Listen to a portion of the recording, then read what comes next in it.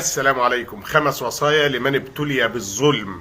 ايه هم الوصايا بعد ما نصلي على النبي محمد صلى الله عليه وسلم؟ الوصية الاولى يا انسان يا محترم سواء رجل او امرأة، اوعى تزعل لو انظلمت، لان الظلم ابتلاء ابتلي به حتى الانبياء، ولو صبرت هيبقى لك عظيم الجزاء.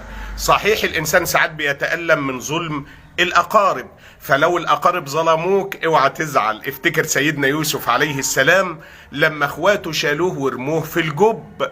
افتكر النبي صلى الله عليه وسلم لما عمه ابو لهب اول من اذى وسب النبي صلى الله عليه وسلم. لو ظلمك اهل قريتك ما تزعلش. افتكر اهل مكة لما اخرجوا النبي صلى الله عليه وسلم ظلما، وافتكر اهل العراق لما جمعوا نار لسيدنا ابراهيم عليه السلام ظلما. طب لو انت راجل وظلمتك امرأة برضه ما تزعلش. افتكر سيدنا يوسف عليه السلام ان امرأة دخلته السجن بضع سنين.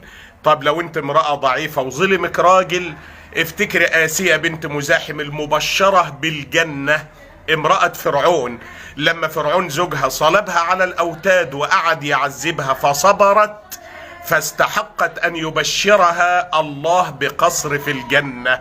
اوعى تزعل. تاني وصية حبيب قلبي المظلوم، يا بختك عند ربنا. كن واثق ان ربنا هينتصر لك وهيجيب لك حقك من اللي ظلمك، اما عاجلا واما آجلا. الكلام ده ماهوش كلامي، ده كلام ربنا سبحانه وتعالى بيقول: ولا تحسبن الله غافلا عما يعمل الظالمون انما يؤخرهم ليوم تشخص فيه الابصار.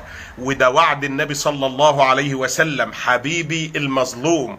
قال النبي صلى الله عليه وسلم: ان الله لا يملي للظالم حتى اذا اخذه لم يفلته. ثم قرأ النبي صلى الله عليه وسلم قول الله: وكذلك اخذ ربك اذا اخذ القرى وهي ظالمة إن أخذه أليم شديد.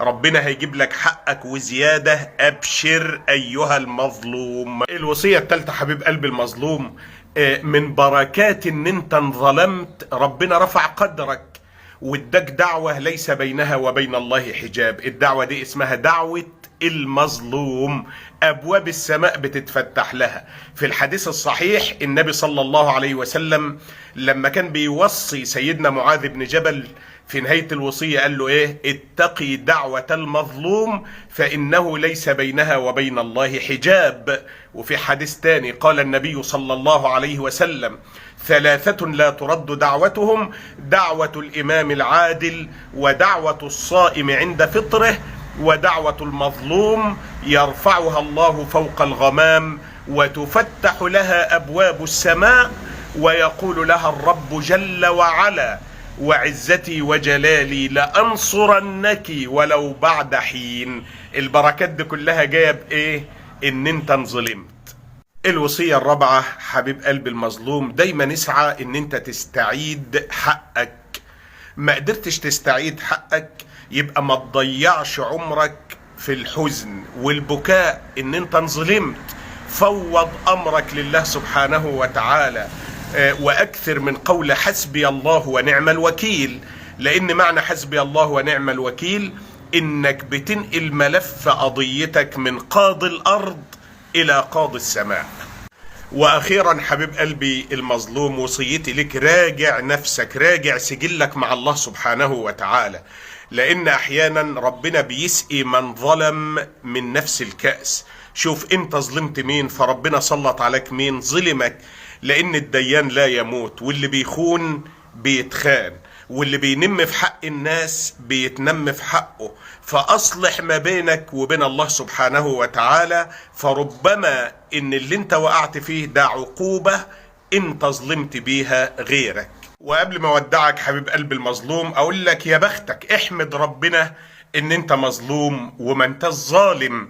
ليه؟ كان عندنا مثل زمان يقول: يا بخت من بات مظلوم وما باتش ظالم، لان الظالم بيبات وكل شيء بلعنه. لا تظلمن اذا ما كنت مقتدرا فالظلم عقباه تقضي الى الندم. تنام العيون والمظلوم منتبها يدعو عليك وعين الله لم تنم. بكرة ان شاء الله 5 وصايا جداد مع برنامجنا الوصايا ال5. اخوكم جمال الدقناوي.